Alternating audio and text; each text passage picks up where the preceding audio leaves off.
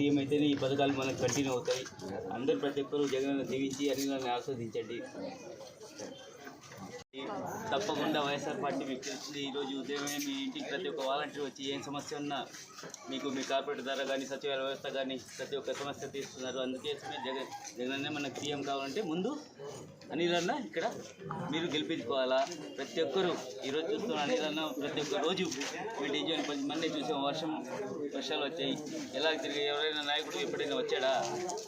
ఇంతవరకు. అందుకోసం మా అనిలని మళ్ళీ తప్పకుండా మంచి మెజార్టీ గెలిపించుకోవాలి. జగన్ సీఎం చేసుకోవాలి.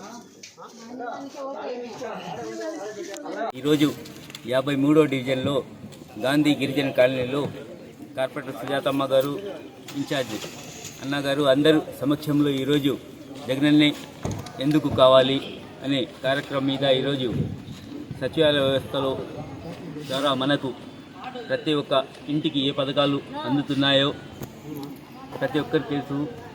ఈరోజు ఆ జగనన్న పాదయాత్ర చేసినప్పుడు నవరత్నాల ద్వారా మన ప్రభుత్వంలో ప్రతి ఒక్క ఇంటికి పెన్షన్ కానీ, ఆసరా కానీ, సహారా కానీ, అమ్మఒడి కానీ, ప్రతి ఒక్క అమ్మ అకౌంట్లో అమ్మఒడి కానీ ఇలాంటి ఎన్నో పథకాల ద్వారా ఈరోజు జగనన్న ఎందుకు కావాలంటే ఈ పథకాలన్నీ మళ్ళా కంటిన్యూ కావాలంటే జగనన్నే కావాలి. హృదయపూర్వక నమస్కారాలు తెలియజేసుకుంటూ ఇప్పుడు మన జగనన్న ఎందుకు కావాలన్న ప్రోగ్రాంలో ఉన్నాము. ఎందుకు కావాలంటే మనకి జగనన్న గారు ఇప్పటి వరకు మనకి ఇచ్చిన పథకాలన్నీ ప్రజలందరికీ తెలుసు. ఇంకా మనకి ఇవన్నీ కొనసాగాలంటే మళ్ళీ మనం జగనన్నను గెలిపించుకోవాలి. మనకి దొరికినటువంటి మనకి ఎమ్మెల్యే గారు, సిటీ ఎమ్మెల్యే గారు అనిల్ అన్న మనకి దొరకటం మనకు అదృష్టం. అలాగే మళ్ళీ అనిల్ అన్నను మనం గెలిపించుకోవాలి. ఎమ్మెల్యేగా గెలిపించుకుంటే మళ్ళీ ఇంకా అభివృద్ధి పనులు ఇంకా జరుగుతాయని కోరుకుంటున్నాను. వెంకటరమణ, 53వ డివిజన్, వైఎస్ఆర్ కాంగ్రెస్ పార్టీ.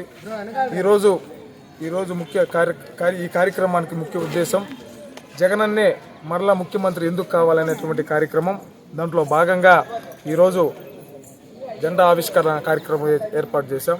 అదేవిధంగా గతంలో ఏ ప్రభుత్వంలో పోల్చుకున్నా సరే ఈరోజు జగన్మోహన్ రెడ్డి గారి ప్రభుత్వం 100 రెట్లు గొప్ప అని చెప్పి ఈ సందర్భంగా తెలియజేస్తా ఉన్నాం.